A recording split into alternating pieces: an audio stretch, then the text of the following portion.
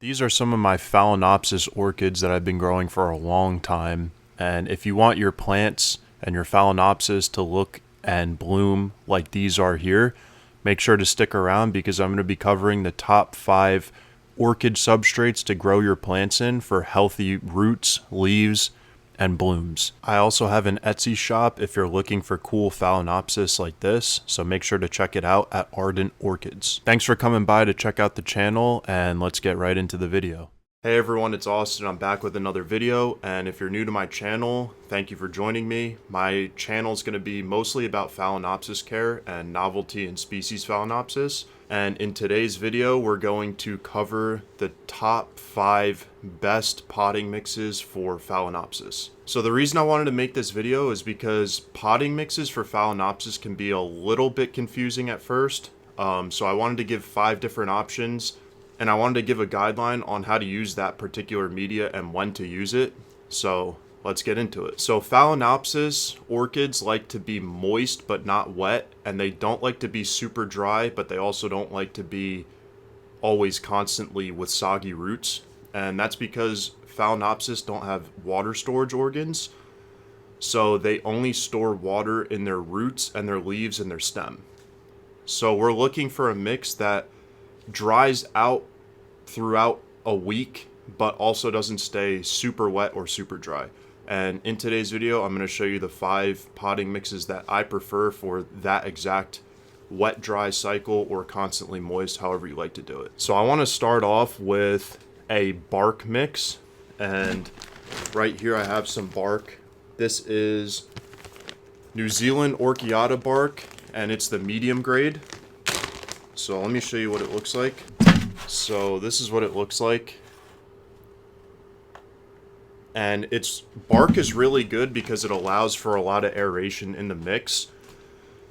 It's really beginner friendly because you can't really overwater because there's so many air pockets in the media itself that the water is just going to flow through and you're never going to get a soggy root situation. So bark is excellent for beginners or anyone that isn't used to watering in moss or tree fern fiber, which I'll cover later. It's water retentive, but you get a nice wet dry cycle within about a week. So for 3-4 days it'll be moist to wet, and then 3-4 days it'll be completely dry, which is really good for orchids. Phalaenopsis like it a little more moist, so when it's super hot in summer and your bark mix is drying out faster, you might need to water twice a week. But with that being said, I think for beginners, this is a super good way to start because there's little room for error. So you can go ahead and pot your orchids in straight bark like this. And I always recommend getting the New Zealand Orchiata bark because it's just the best bark and it lasts a really long time, which is a huge plus. You don't have to repot for years if you pot in bark. The only cons with bark is usually you'll get Phalaenopsis potted in moss. So when you transition them to bark, it's kind of a weird transition for them. So they might lose some roots, which is fine, and that's completely normal. So you're going to have to acclimate your plant to bark because it's going to be a lot more airy and dry than moss. The other con is it uses a lot more water than moss, in my opinion, or tree fern fiber, because you're gonna have to fill the pot all the way up and soak the orchid, which I'll make another video on how to water in bark. The 2 cons that made me move away from bark was too much watering and too much water and acclimating them to bark from moss. I would say there's one other con. It's not a super anchoring media because the plants will wobble a little bit. So I prefer moss, tree fern fiber to bark, but bark is an amazing mix. If you're just getting started, I would highly recommend going with bark first. All right, so like I said, you can use straight bark on its own, just like this. You just pot the orchid right in this, or you can mix it with perlite and charcoal, which I would recommend because perlite offers more aeration to the pot, and charcoal is antibacterial, so they say, and it also soaks up some of the salts in the pot. So you can mix it with charcoal and perlite, which I'll show you here. So here's some perlite. You've probably seen this in a bunch of soil mixes. It just literally adds air to the mix. And because orchids love air in their mix, perlite's a great additive to pretty much any potting mix. So what I'm doing now is I'm adding perlite and charcoal to the mix, and then I'll mix it up for you to show you what your mix should look like when you add these two ingredients with the bark.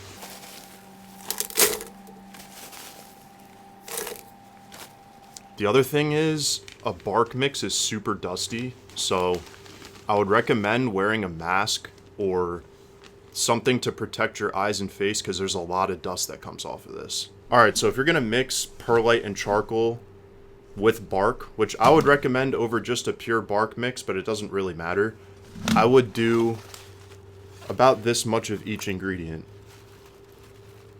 So you have double the bark compared to perlite and charcoal, which is perfect. You don't really need that much perlite and charcoal. You actually want the main mix to be, I would say, 75 to 80% bark. And then all I'm going to do is I'm just going to mix them together like that.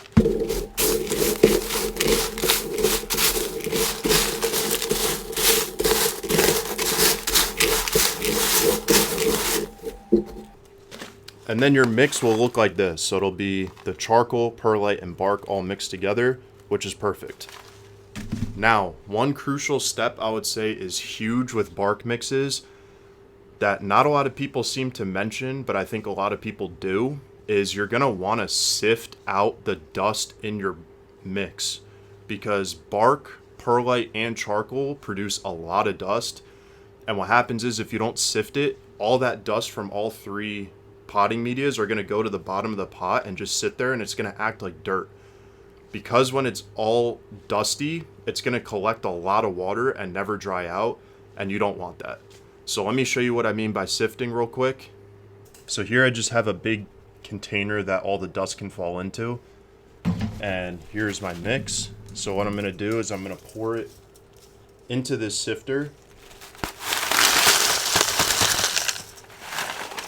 And you want to just do a little at a time. So here I just have this much in here, and I'm just going to literally shake it like this.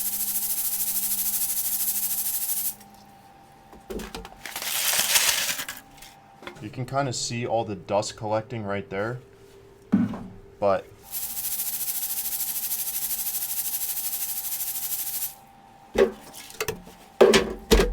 alright, so I'm not going to sift the whole thing for this video. I'm just going to kind of show you an idea of what you're looking for. So you can see all of this is dust, which is going to go to the bottom of your pot and just collect water. So definitely sift your bark mix, and you'll get way better results. The next mix you can use is bark and moss.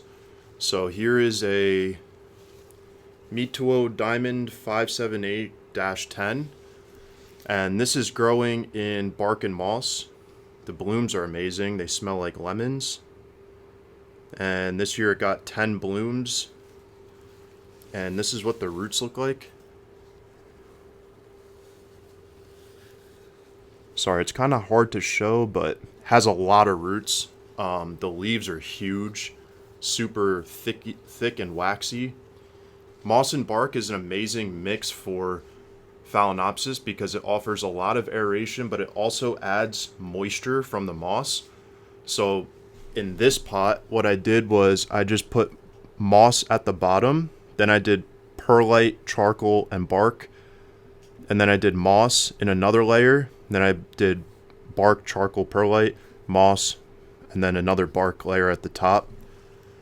So you just want to mix up what I showed you with the perlite, charcoal, and bark, and then you're going to put a layer of moss, then a layer of bark, moss. And the plants really love if you do that. And it's a good way to not fully transition to just moss, but also keep the plant a little more moist. So moss, perlite, charcoal, and bark mixed is an amazing media. Let me show you one more example. So here are two more plants in a bark, perlite, and charcoal mix with moss. This is a Valentinii, which is cornucurvy by, I believe, Violacia. It's a primary hybrid. The leaves are huge. Super happy, shiny, fat leaves, very thick. And here are the roots on this one. So the pot's pretty much full all the way around. And then one more plant. This is a Foul Lilbit, which is Maculata by Lindenii. And it has a lot of blooms. I actually broke this spike, which is why it branched like this. But you can see the leaves, super big, happy. And then the roots are also going crazy in here. And yeah, moss, bark, perlite, and charcoal all mixed in one is a great option. But again, I would start with the bark, perlite, and charcoal, and then add moss in when you get more familiar with watering your Phalaenopsis. So the next media I would recommend using is moss. And here is a Mituo Purple Dragon Phalanx. And here are the blooms. Really cool purplish indigo blooms on a white background. And moss is really good for root growth. As you can see here, there's a ton of roots. I actually have to repot this, but moss is great for water retention. It's definitely not beginner friendly, but if you get it right,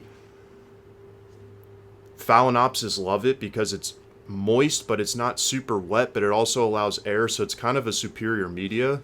But if you're going to use moss, I would recommend using New Zealand sphagnum moss. And there's two brands that I would recommend. Let me show you real quick. So this is Spag Moss. You'll generally see this for sale. It's New Zealand sphagnum moss, and it's really good for Phalaenopsis or water-loving orchids. Definitely really good stuff. I recommend it. I use it. But if you want a superior moss, I would recommend using 1 Mile moss. So this is 1 Mile moss. You can't really tell a difference, but there is a massive difference. There's a lot less sticks, a lot longer strands in 1 Mile moss. There's a massive difference. In 1 Mile moss, there's no sticks virtually, a lot longer strands, and it just holds moisture better and allows more aeration into the mix. Whereas Spag Moss is also really good stuff. It just has a little more sticks and impurities in it. So I would recommend using 1 Mile moss. That's just my personal opinion, but Best Grow Sphagnum moss in the orange bag is also really good. And it's more widely available, I believe. So moss is good if you are, I guess, intermediate to expert grower, because you kind of understand what your plant likes and dislikes. So I personally use moss on its own, or bark and moss, or tree fern fiber, because I like water retentive media, and it takes a lot less water to water my collection in moss or moss and bark or tree fern fiber, because you don't need to water it as much at a time. And here's another silverleaf Schilleriana, which is huge in moss. I actually rotted a lot of roots on it, but it's pushing out a lot of new roots. It's a really big plant, and this is in 1 Mile moss as well. Alright, so now let's talk about tree fern fiber. One of my favorite mixes, potting medias. It's really, really good. It's also really expensive though, but it's sort of perfect because it keeps the plant moist and you can't overwater it really like moss you can. It's also aerated, but it also lasts forever, so it's expensive, but you never need to repot. And when you repot, you can just take the plant out and add more fiber around it. So I personally love tree fern fiber. I'm relatively new to it, but so far the results are excellent. And shout out to You Don't Even Grow Here, because I watched a bunch of her videos on tree fern fiber and her plants are doing really well. And that inspired me to use it for orchids. So here's one that's really cool in tree fern fiber. It's Jennifer Palermo by Leolin Blue Peacock. So here's the flower. Super indigo. Smells really nice. And here are the roots. There's one fat root over here. Some more coming in here. But tree fern fiber is really excellent in my opinion. The one thing I'll say about tree fern fiber, I actually think it's better to pot your plant in moss, let whatever roots die off, and then once your plant has strong, healthy roots that you don't think will ever rot, I would transition it into tree fern fiber. So here's another huge plant. This is actually Gigantea by Schilleriana, and the leaves are just amazing. They're like almost white silver. I can't wait for this one to bloom. And this whole leaf has grown in, I believe, a month and a half, 2 months. And it's actually huge. You can't really see it on camera, but I would guess that this leaf is almost 12 inches. But the plant absolutely loves it. And I like tree fern fiber because it dries out, but it never like fully dries out. And it's also super easy to tell when you need to water it, because when you first get tree fern fiber, it'll be a dark brown color. Let me show you. So when you first pot it, it'll look like this, like a black color. That means it's moist. As you can see in the bag, it has a lot of moisture. And then it pretty much tells you exactly when it needs to be watered when it's brown. So tree fern fiber, when it's black, you don't need to water it, and when it's light brown, you do need to water it. So right here, you can kind of see it starting to get a little bit light brown at the top. Not really, but once it gets light brown, you water it and you're good. So those are the 5 best growing medias, in my opinion, for Phalaenopsis orchids. If you have any questions, leave them down below. I'd be happy to answer. Just remember, Phalaenopsis like it moist, never wet, never too dry for too long of periods. So with that being said, you can pick the media you think is best from this video.